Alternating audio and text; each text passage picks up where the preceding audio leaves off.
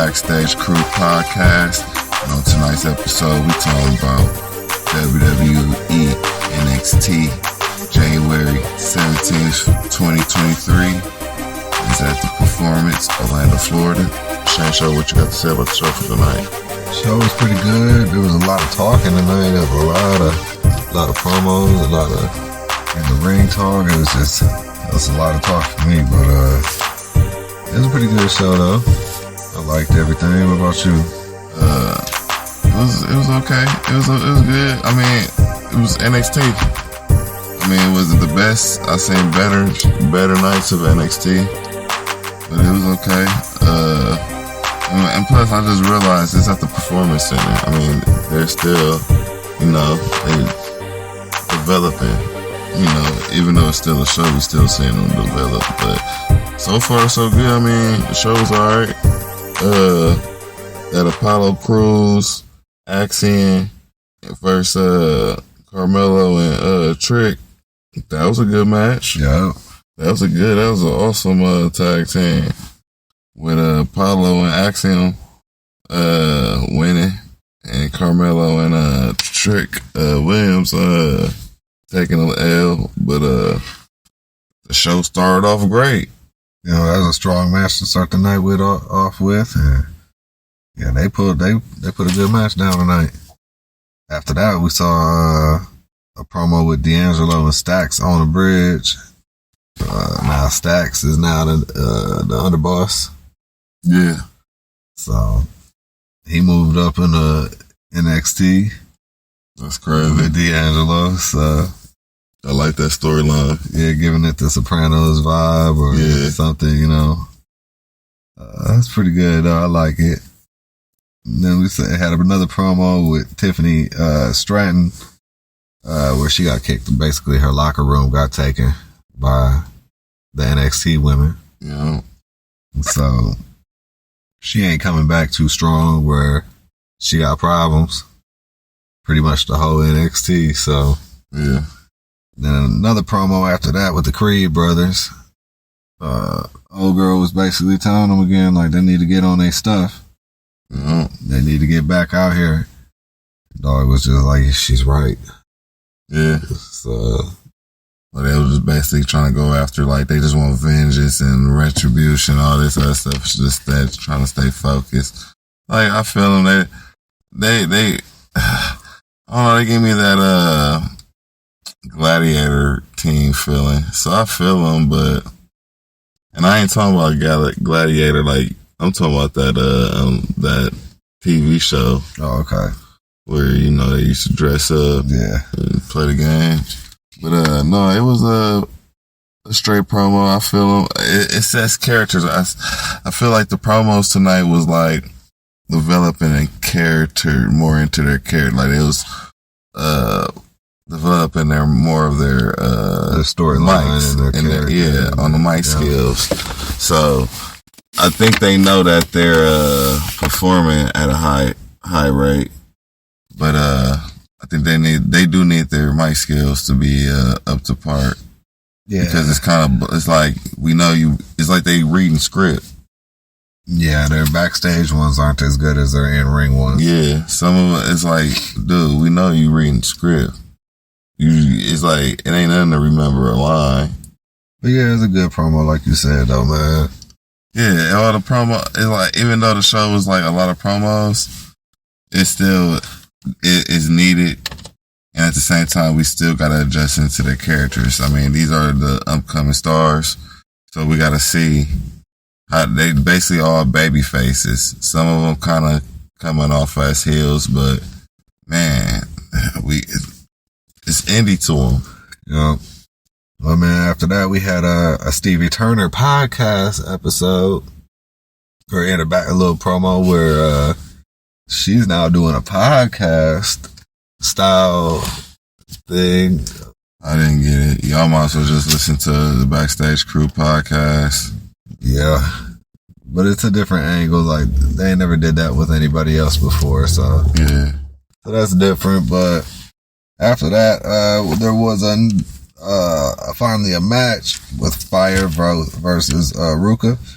which is actually the slam of the night tonight. That was a really good match, actually. That was one of my best matches for tonight. Yep. And Ruca, like I said, she a future Hall of Famer and Women's Champion, main roster. The whole board, Fyre, she good. They put on a show. And I like they shook hands as they respect each other's roles. You know, they both was good. They both got that. They know they both perform at a high level and they respect that. Yep. So, shout out to Ruca and Fyre. Ruca, you know, you're more welcome to call the Backstage Krew podcast and get on the show anytime. You too, Fyre. Yeah, Ruca took the win with the Soul Snatcher. She snapped. Yeah, that's cold. Yep. Yeah, that was a good match though altogether. After that, we had another promo with Dijak talking to Wes Lee. Yeah, I'm sorry, Wesley. I think you finna be done with this one. Yeah, Dijak might be taking that unless you pull off a good win. Yeah, Dijak ain't playing. After I seen him wrestle too, I think it's over for you, Wesley. Yep.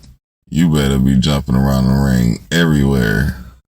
I can't even see him going to losing the belt and going to the main roster right now. No. Especially after Dijak finna take it. Yeah. And it's like, who you gonna wrestle on the main roster? Yeah, that's who you gonna debut against? What, Ricochet? And Ricochet ain't even on that level no more. Where it's like, man, you looking at him like a little guy no more. It ain't even that no more. Yeah. So who is it for you on the main roster in real time? Yeah. Tozawa. Yeah, that's a good question. But then after that, we saw a promo with Waller and talking about Breakker at Vengeance Day, talking about how he coming back for the belt. He also had a belt. I think it was maybe one he just made. So that's going to be his belt when he says he wins the NXT Championship. But I like Waller, though. After that, we had a match now with Briggs and Jensen versus Gallus. Gallus took the win. That was a pretty good match, too, right there. Yeah, it was a BCL tag team match. You know, they did a good job right there. Gallus came on top. Yeah, we ended with the was it belly overhead belly suplex? Was it that one where they did it on the outside to the concrete? But I don't remember what kind of slam it was, but yeah, he did a slam on him to the concrete outside where he injured Brooks. No, that was Jensen on the outside that was injured when they did that move on the outside on the concrete. And then Briggs was in the ring fighting one Gallus. And got destroyed and got pinned. Yeah, and then that Kenya chick came out and was like, "Is he okay?" and all that. Yeah.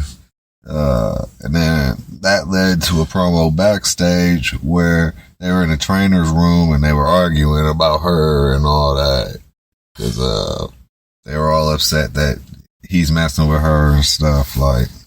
Or the chick really saying like, "No, she likes me. Yeah, you got your bar back. It's not the bar." Yeah. So then we had Hell and Feroz with Hell with the W. She was super beastie. Yeah, that was a good match tonight. And she with the cat with Chase. Yep, Chase U. Yeah, Chase U. So yeah, they coming strong. Shout out to Chase U, man. You know. Yeah. Y'all doing y'all thing over there. And Feroz too. That was a good match tonight. Yeah, Feroz, that was a good. Hey, you had to lose, but yeah, you still performed good. That was a heck of a flying cross. We all collided in the air with the cross body. Yeah, like I wish you would have hit her with the brass knuckles. Oh yeah, you didn't get the chance because you got caught. Yeah. But that sucked. It's all good, but maybe next time. Yeah, you got to cheat. I cheater still. Yeah. But that was Hale's first win. Congratulations, Hale. Yeah, first win ever. So that's a good thing for you. And after that, we saw Breakker's promo for his side of it. Going to see Whaler at Vengeance Day. So that was an alright promo. You got any thoughts on that one? That was just more like it was the same Breakker promo, but it was just that what if. Breakker should have developed more of that. Yeah, if the rope saved you from a worse beating, you know what I'm saying? Instead of, I don't know what would have happened. Like, he's too humble. He should develop into more of the beastier side. But maybe they probably saving that for the main roster to where he turned into heel. Yeah.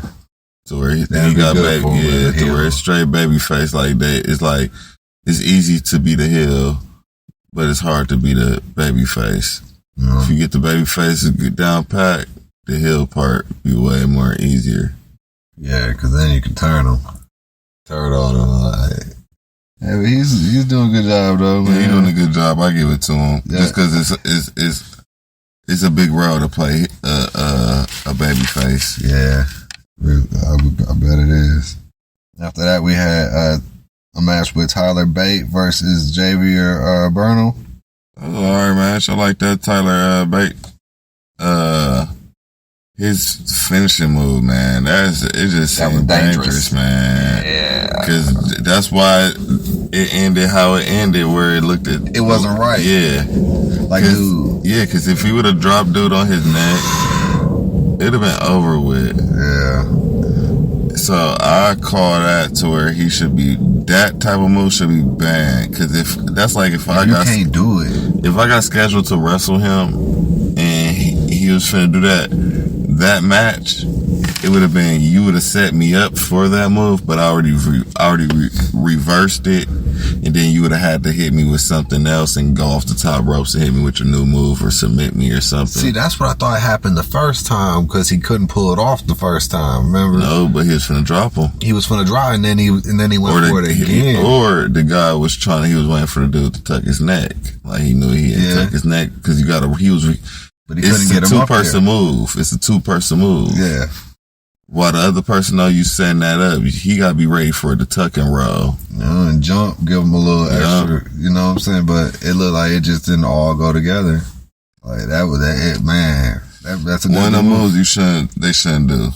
Yeah. Indies or whatever, I mean, that's on y'all call. But mainstream, crazy stuff, Indies, so that's mainstream and it's live. No, man, that'll make a person be like, you know what, I don't want to wrestle you, and then they be like, well, if you don't want to wrestle him because the move, you got to lose the match and you're not gonna win. And they be like, dang, it's already NXT. So, it's like, yeah, so now he's setting you up for the okie doke to where it's like, if you tell Vince, hey, or Triple H or whoever, I don't want to wrestle Shane Show because he's going to do this move and it's a very dangerous move, and the higher ups going to say, well, hey, you don't got to wrestle him, but you're going to lose this match against him off top, or you're going to lose your spot in future matches.